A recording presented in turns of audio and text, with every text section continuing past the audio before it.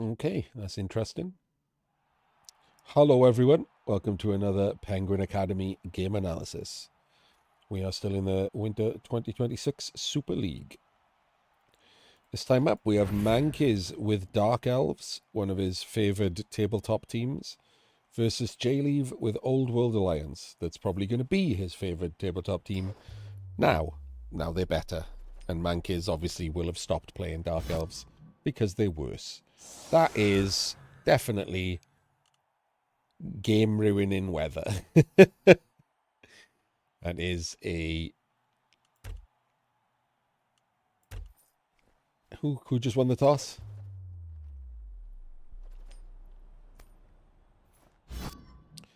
Harem for 2 won the toss, which is Mankiz, and he's gone on offense, which I agree with because it is sweltering heat. That's what that weird tint to the screen indicates.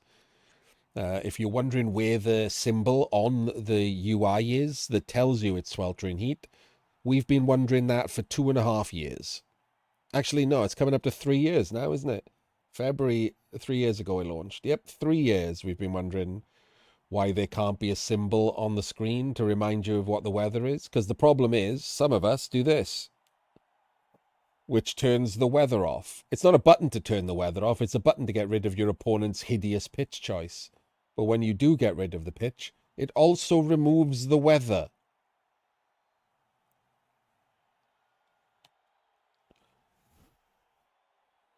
Because cyanide.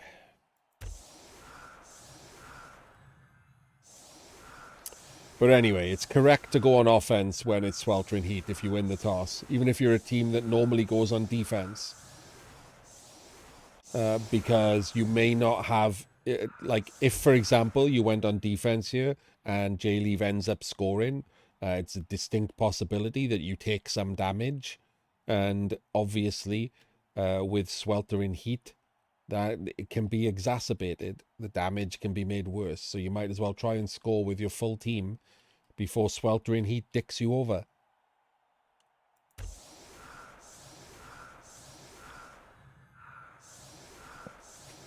Interestingly, this is not going to be a good defensive. This tells me this is not going to be a good defensive setup.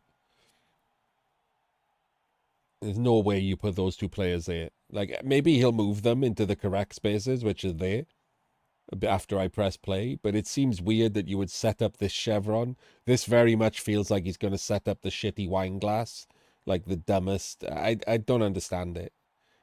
Like, someone's going to have to explain it to me why people set up in this terrible setup. Maybe I'll make a YouTube video on it or something. Like, just please don't set up like this.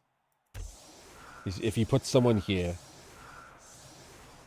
Oh, wait, he has moved. It's not the wine glass. It's still not a correct set. Like, how is that good? Like, what is the So what are the benefits of this setup that negate the downsides of being blitzed on and the ball going in this area here and being reachable? What are the benefits for it? Because the answer is none. Like, it's a rhetorical question. The answer is there aren't any benefits for it.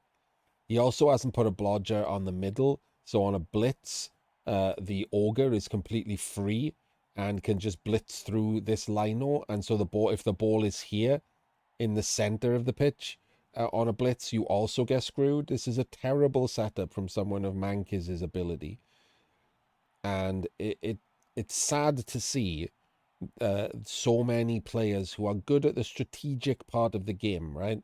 It means that they're good at seeing paths, they're seeing plays, seeing chain pushes, being so bad at just the fundamentals. And it's a very, very, very common problem. And like, I mock tabletoppers for it because they're worse at it. But even online players, like Mankiz has played a lot of Blood Bowl online. Even online players just are so bad at the fundamentals. They can't set up properly. They don't turn order properly.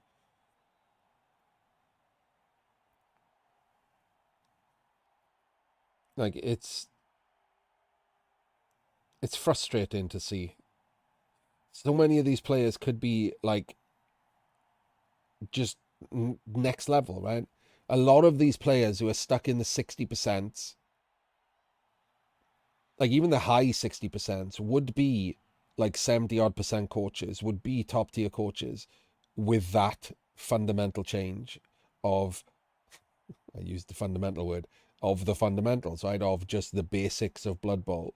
It's weird how many people think they don't have to pay any attention to the basics of Blood Bowl because they're good at the not basic parts, because they're good at spotting the lines and the plays and the pushes, because they're strategically sound at spotting those things, but are bad at the real basic stuff, like setting up.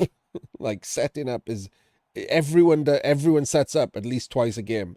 Like it's completely, it should be like day one that you start learning how to set up, and by day two you should know how to set up, and yet by day 10,000 some people haven't learned.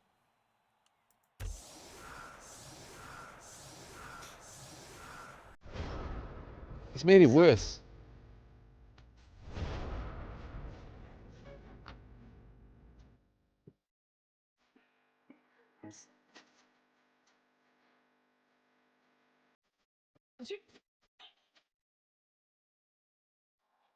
Oh, thank you very much, Joker. I appreciate it. He's made it worse. At least when he was in the middle, you needed a pow.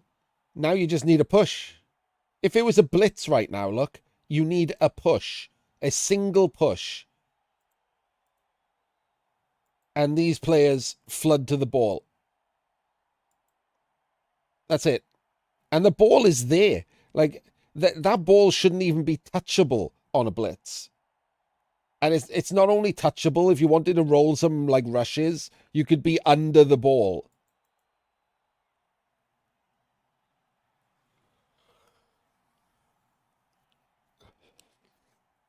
If he rolled, like, 4 or 5 ones... Oh, sorry, not ones. 4 or 5 dice without a 1, the ball would be in his hands. Like, it's so stupidly pointless.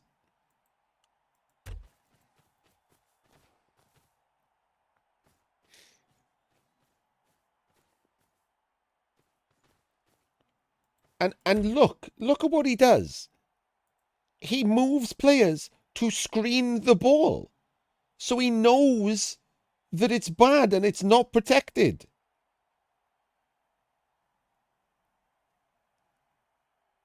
So he knows that. But he didn't care just now. If he thought it was fine, why is he moving people?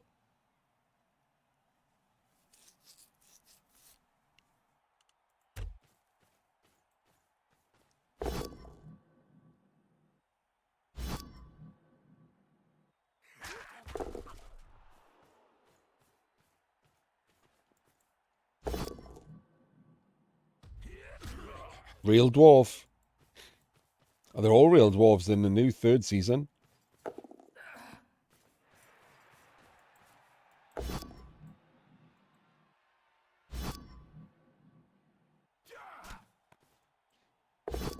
There's 2 1 in 6s instead of 1 in 36s in the hopes of what? Killing a dwarf?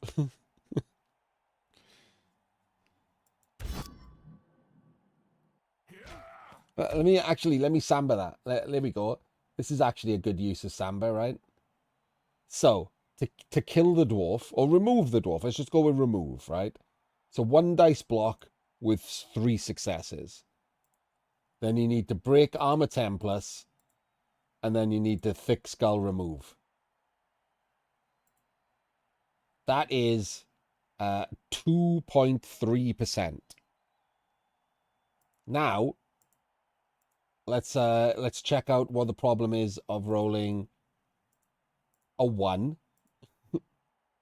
and then breaking your own armor and removing yourself. 2%.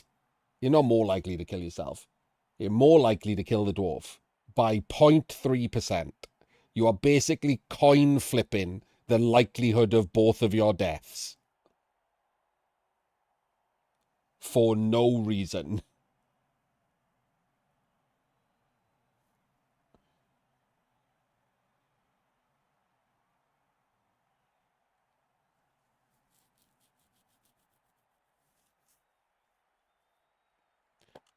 Just it's people just don't seem to care. Like for no reason at all on turn one, you're just rolling you're just flipping a coin.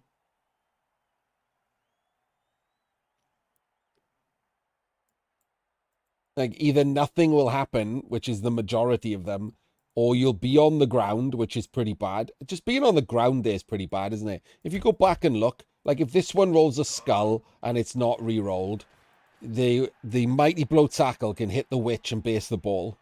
Like that's pretty bad. That's just straight up pretty bad. That's not something you want, is it, on turn one? Ball based on tackle and your witch hit with mighty blow tackle.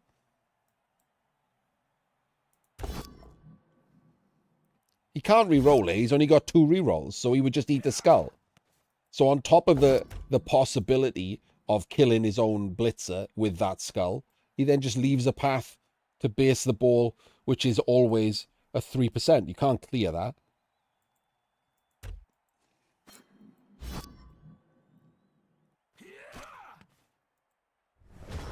So it's just wrong.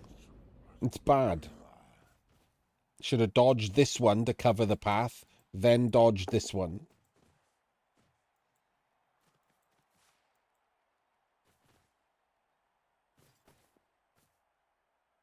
Yeah, if it was just a blitzer without dodge, sure, take it. It's fine. It's a naked 2+ either way, right? So, but the difference between a 2+ and a 1 in 36 is pretty big.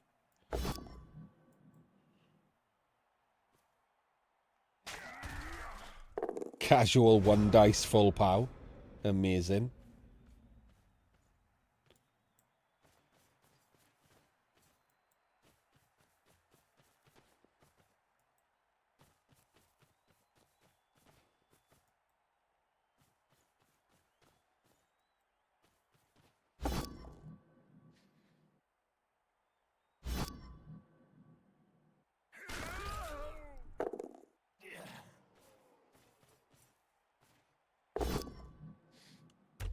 Wonder why he did that. I would have pushed this one down and stuck the Slayer closer to the sideline because there was a growing possibility of surfing him.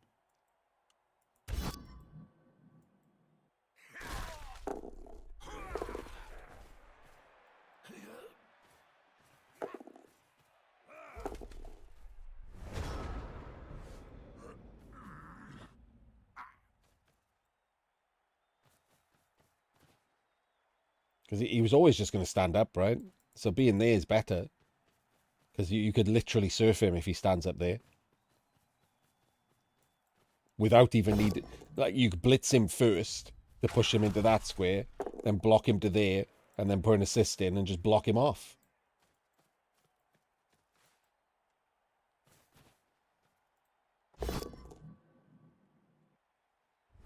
I'm looking more at the Dark Elf play because I prefer Dark Elves. Obviously, in the new edition, I'll be playing Old World Alliance as they like become good now. I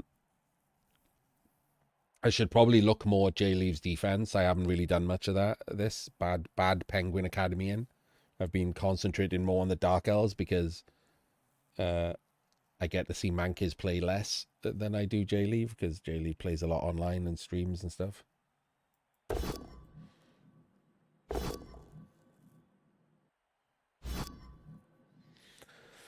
Dub Skulls eats one of Mankiz's rerolls.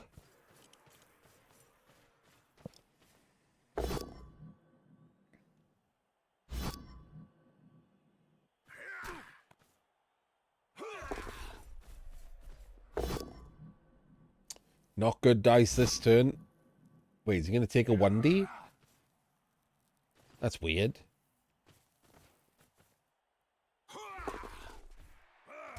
After doing the dodges. And then he eats the skull. Into his own stun. Didn't need that to be the case, did he? He had the blitz. He could have pushed him there. Why is he doing the 1 dice?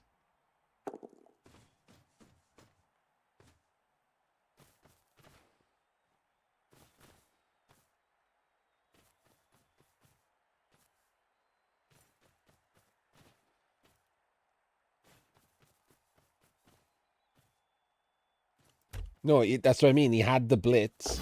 So, like, he blitzed from the angle where he didn't have to push him there. He could have pushed him to the side. Not yet another blitz. That was the guy he blitzed. He rolled a push and then left him based.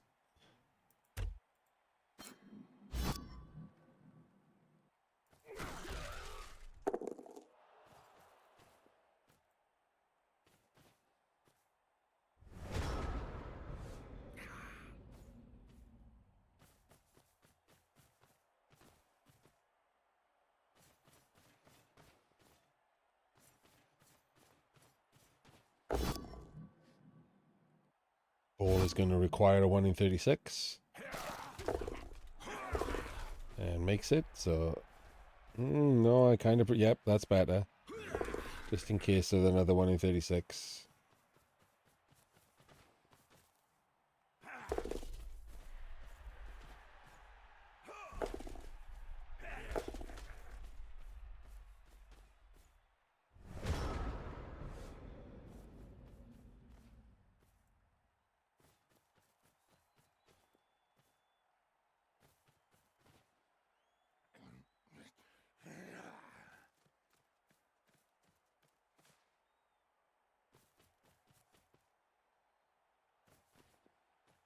I thought that was going to be the blitz, that one. I thought that was going to be the blitz, but he's deciding to blitz the ball.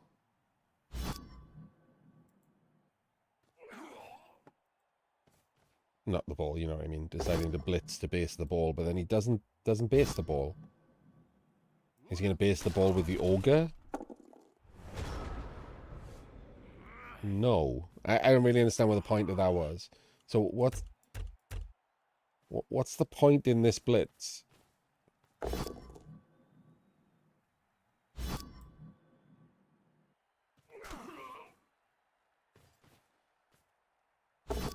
Doesn't activate the ogre. Doesn't even give him the 1 in 36. If you base him with the ogre, he can't clear it, right? He's not going to clear it. He's going to dodge. That gives you a 3%. He might as well.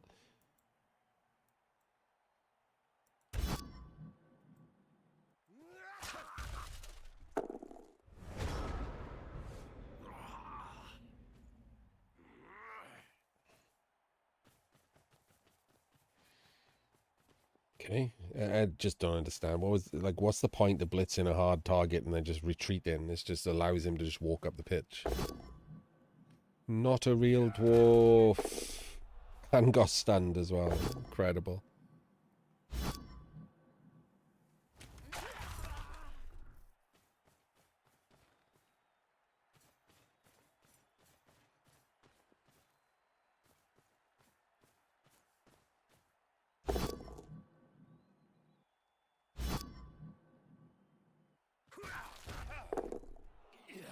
One in 9's through now, and yeah,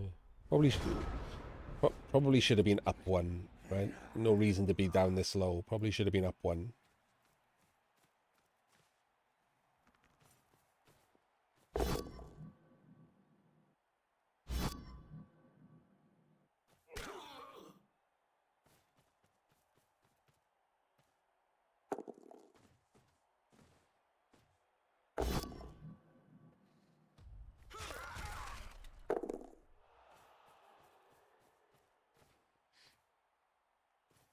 Not really a net closing type of thing here. Like 3 for 2 over on the right is pretty good for him. That's great for him. But this ball is just moving up the pitch for free on turn 6 into scoring range. Wait, 12, 11, 10, 9, 8. Okay, don't know why he didn't go into scoring range. Oh, no, no, no, no. What? Oh, my days. Why are we doing that? That was risky as hell, man. We got an extra player here. We could have done it with him. People in their 1 in 36s. Elf players who think 1 in 36s happen to other people. Like, constantly never want to do them.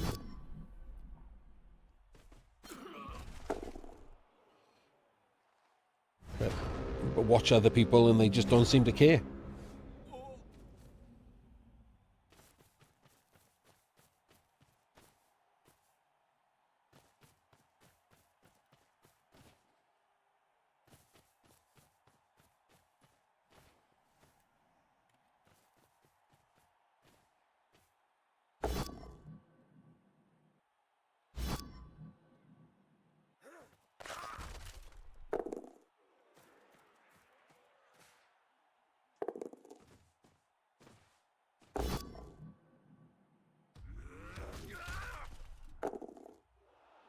Yeah, weirdly true. Did he know? Wait, did he know that was a rush?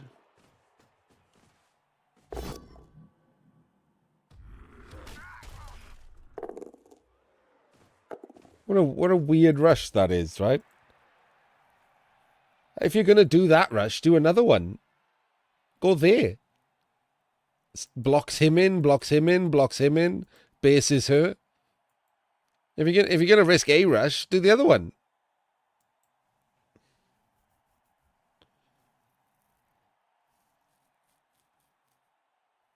It did, Ord.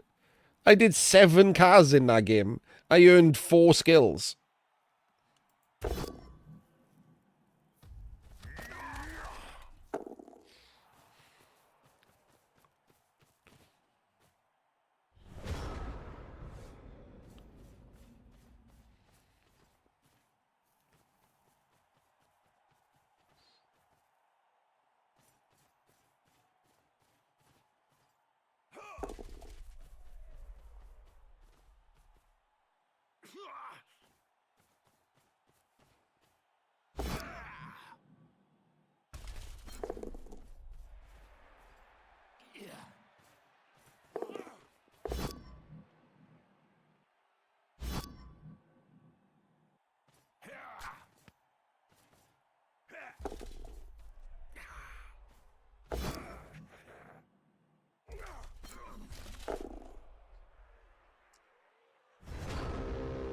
And now it's a minimum of a 97% score.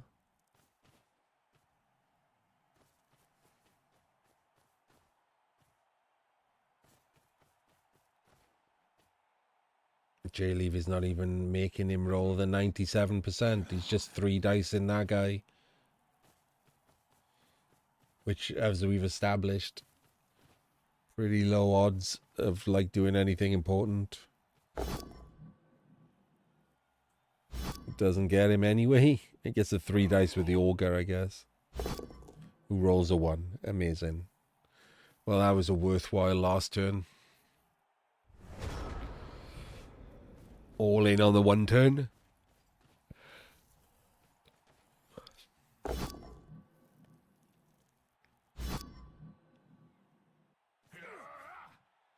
Gonna blitz him again, right? Wait, what? Oh, he's 2 into 2, okay.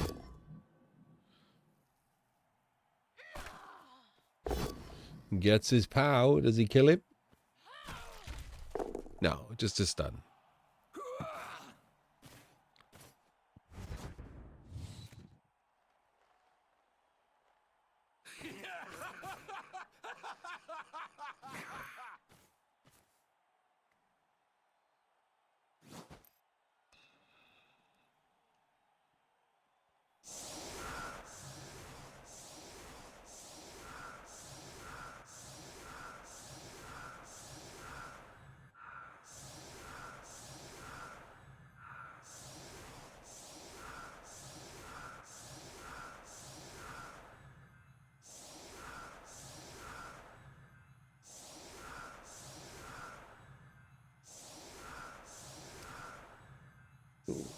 It's not quite right.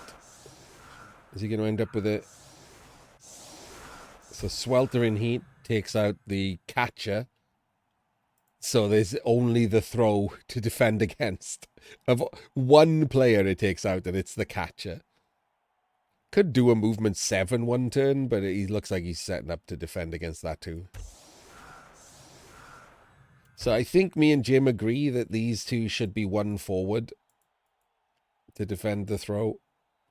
Because if you throw from the LOS, right? 1, 2, 3, 4, 5, 6 lands there. So if you assume they're decent, they're going to throw from in front of the LOS.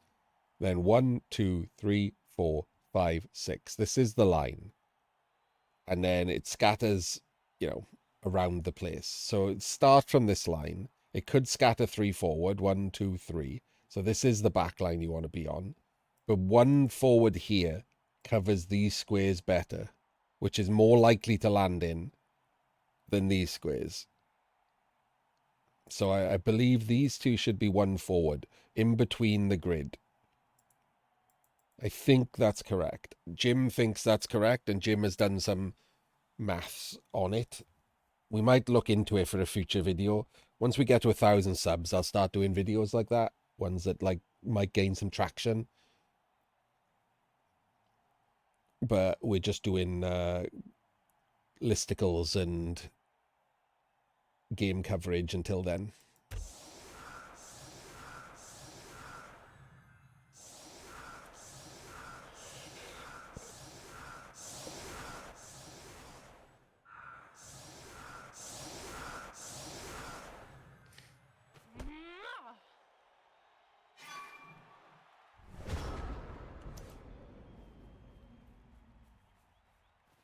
Got to stay above that sandwich line. Pulling away from the sandwich line 1 or 2 a day.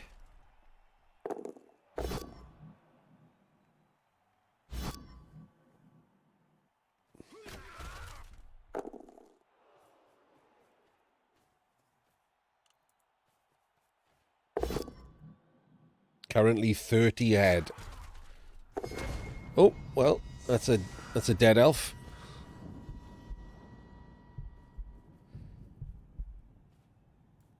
Ball went too far for the throw teammate, so I don't think you can even set up for that. For that square. 1, 2, 3, 4, 5, 6, 7. Oh, you can. Okay, you could have set up for that square.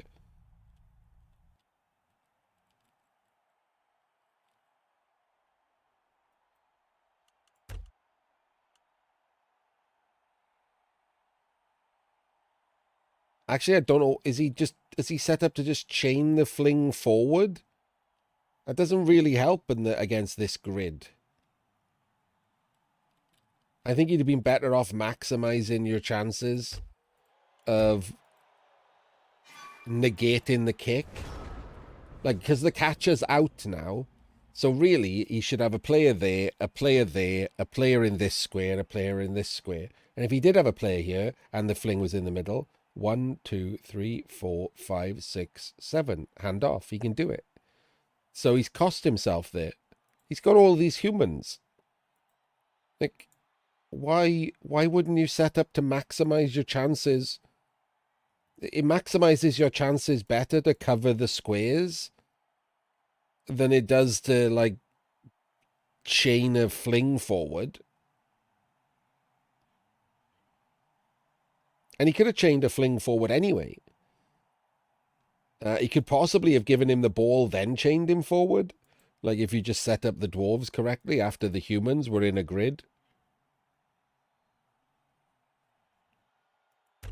Yeah, don't like it at all. Cost himself the attempt. No, normally JLeav is better at stuff like that.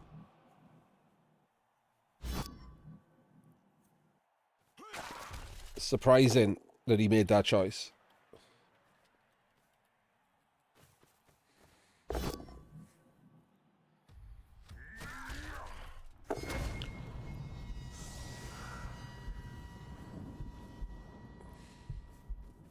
Because the problem is, if you don't get this, you're playing for a draw, right?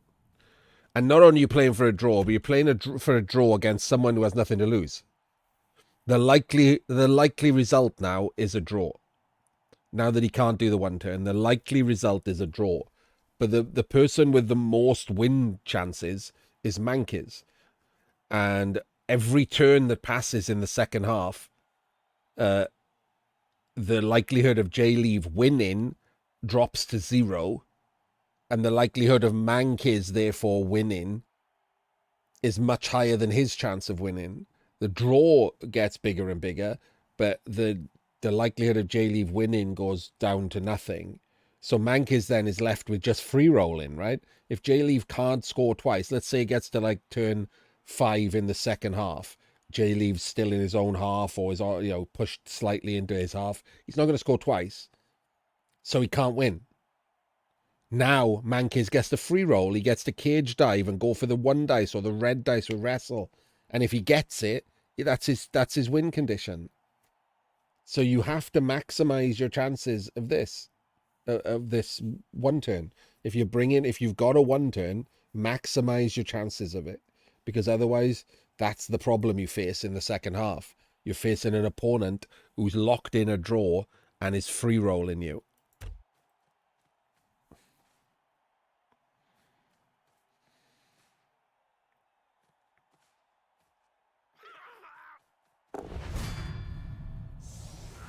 And now you've got a death, a KO you have to roll to come back, and whatever happens with...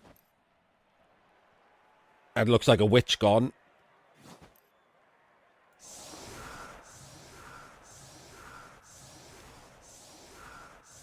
Oh my days, we have a witch and a blodge blitzer gone. And his KO didn't come back. He's down to 8 elves. Whereas this is 11 Old World Alliance, and all he's lost is 2 human unskilled Linos. Well, like I said, he did the correct thing. He chose offense, and this is exactly why I said it. Again, I don't watch any of these games in advance. It's just once you've played a lot of Blood Bowl, you know the score. This could happen to you. Exactly what I was worried about would happen did happen, and now he's basically locked in the draw unless JLeav decides to go for the win, which is a huge gamble.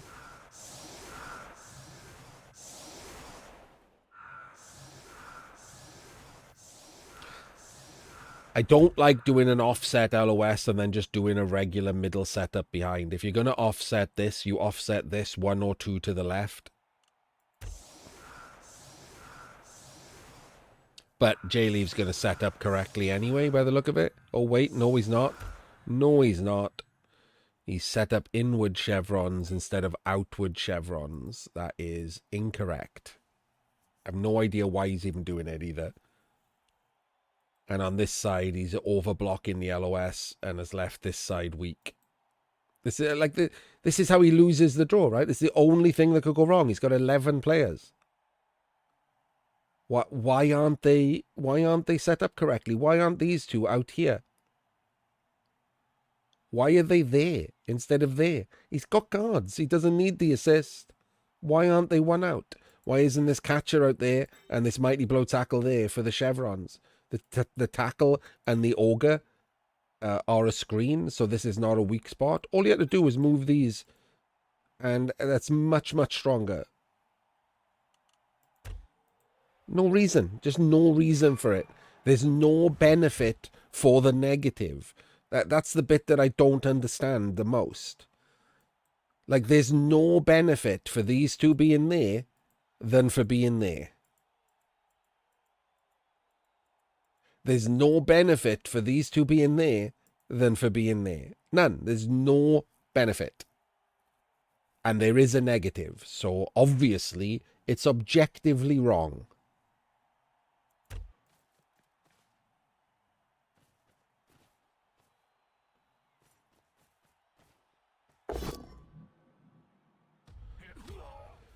Blitz is a hard target.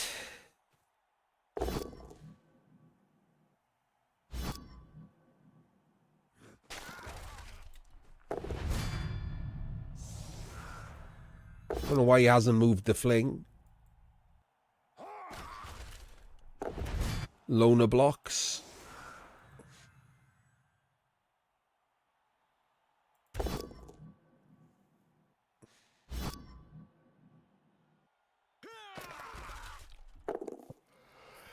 But 2 removals pretty much locks in the draw. Oh, he's going to foul with the fling, isn't he?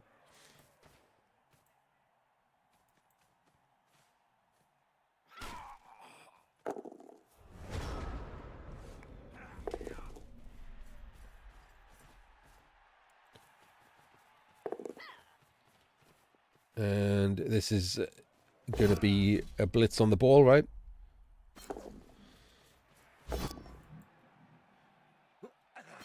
Unfortunately, doesn't get it because there's no reason that was so weak as mentioned.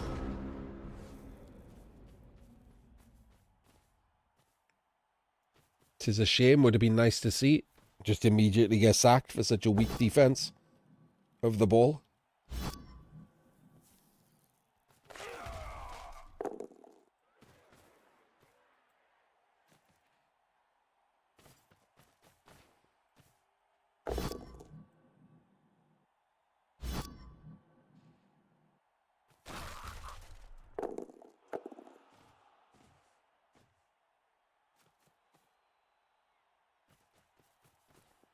What?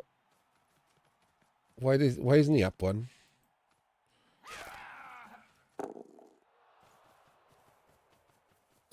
Okay. And Mankiz's got nothing to lose, has he? So red dice him.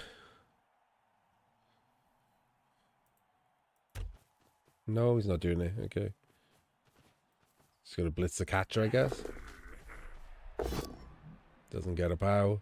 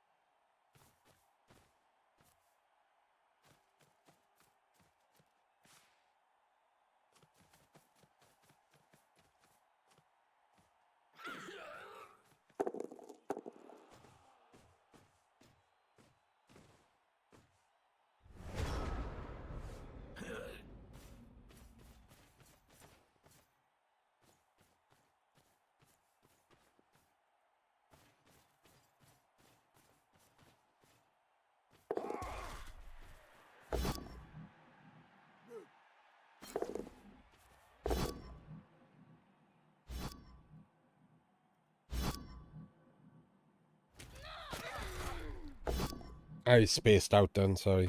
It's kind of boring, isn't it? Right. I got bored. But then something interesting happened, so I'll zoom back in.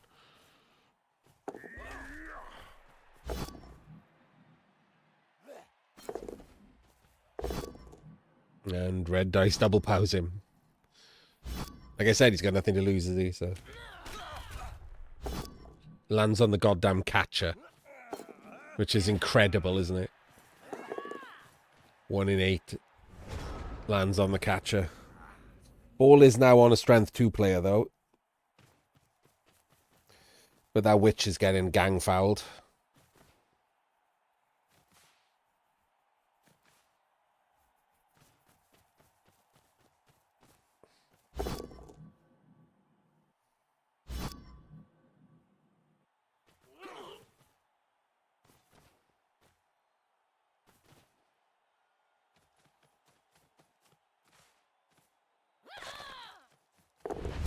And removed. And that is the end of that. Oh, we went for the win. Okay, it's not the end of that. All right, we have some excitement. And oh my god, he failed. Oh no, he didn't. He had 4 KOs. He made 50-50.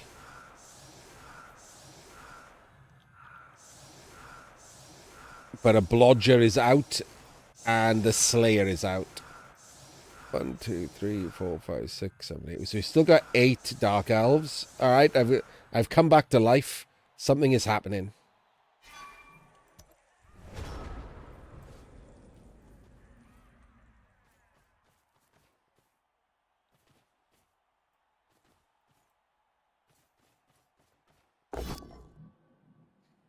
Shit dice for the dark elves is one of the things that's happening.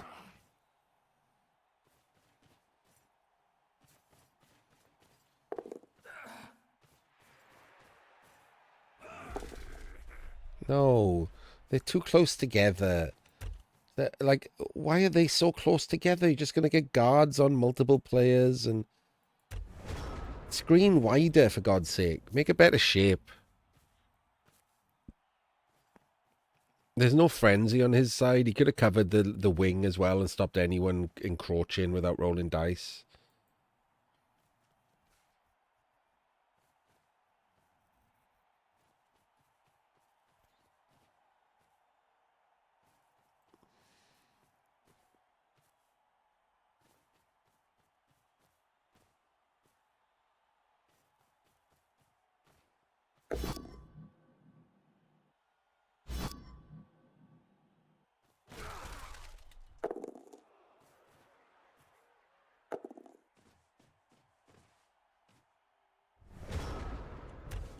Alright, so he's fucked because of the bad shape that Mankiz made. 1, 2, 3, 4, 5, 6, 7 to there. And then we blitz him. Hopefully get a pow, dodge back out, go up there, dodge over there, get a 2 dice on him, and then move the ball to there. And then try and roll a 3-2 or a 4-3-2 to come around and stop him. It's pretty rough, but you kind of need to go forward, not backwards here. You're just going to get more and more penned in. Or you could instantly snake as your first dice and get absolutely dicked on.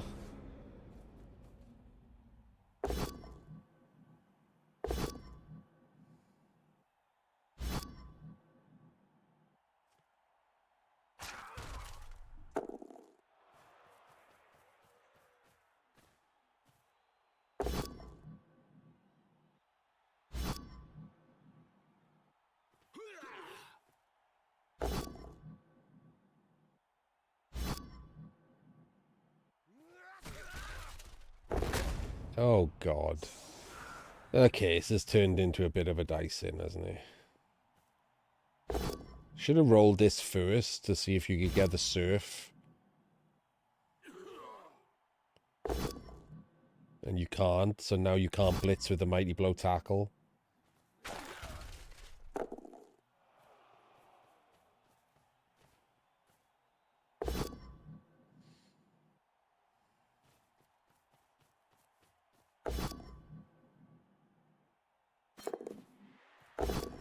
Oh, never mind. We're double powing the blodger with a blockless blitz and pushes him downwards and scatter. Oh my God. An actual comedy level dicing. Oh, okay. We're blitzing backwards. Yeah, okay. A bit annoying to get the ball, though. Or you could just do the same thing and easily scatter catch the ball. Christ. Oh, we went up and based the catcher. Okay, weird choice. Not certain why we're basing the catcher.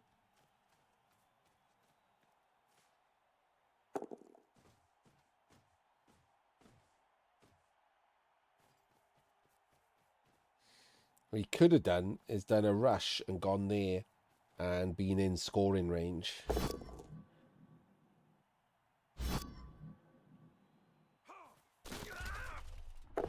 Oh my God.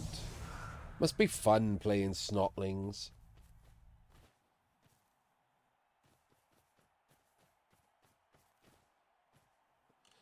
Again, like someone needed to be there. Put him there. You're just allowing the breakaway. Someone needs to be there. No, none of these are the right squares. Someone needs to be there.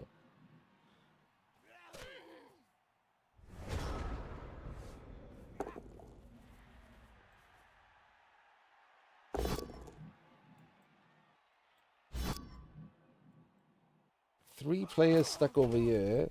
The Mighty Blow tackle's a mile away. We're going to end up needing just a couple of rushes and some 1 in 36s. And we got a I don't know why we did that instead of this one. We got a perfectly good... Oh! Again.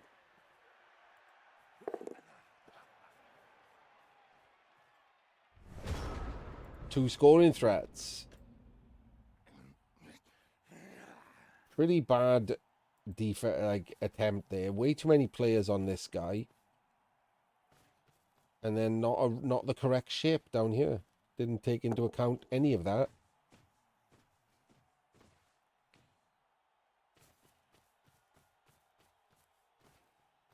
I don't even know what these are doing. Nothing, I guess.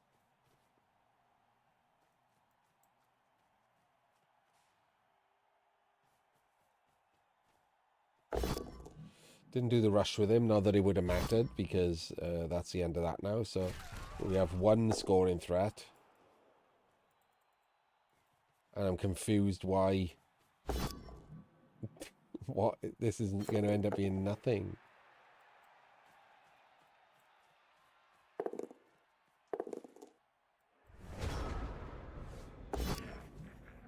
No way. Wow.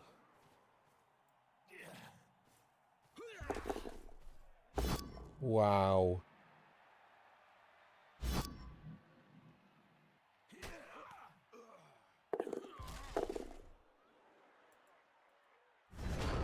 Wait, what just happened? Where's that player gone? There's a... it's just disappeared.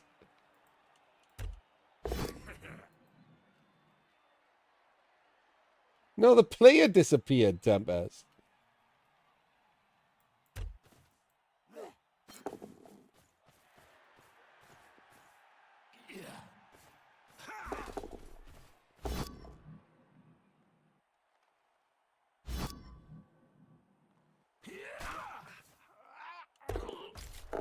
I don't know why he did that. Not that it mattered. Like, he had a snake coming up and everything.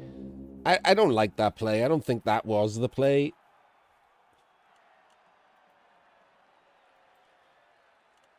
Well, like, but to be fair, what is the play here? 12, 11, 10, 9, 8. So can only go sideways. So I don't know what the chain is for. Like, why are we doing this? We could just one dice him off, right? I guess the chain gives you the possibility of the POW. But you have to do an extra rush to get out of your own way. I mean, actually, you didn't. You could have just stood there and done the dodge through, but, like, still.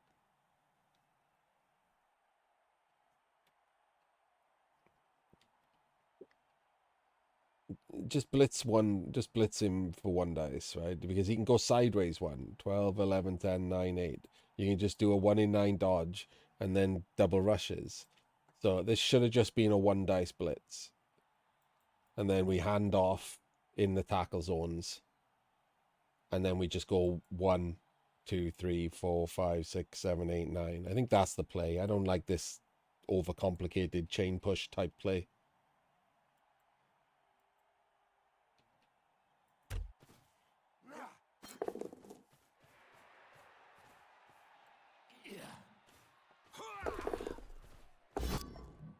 Because, like, he got a good result, right? He got the push.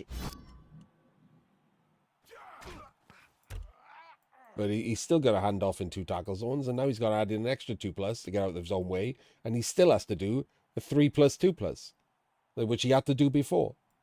So this doesn't do anything. It just adds this guy for no reason. Just adds this dodge for no reason, which is the one that killed him.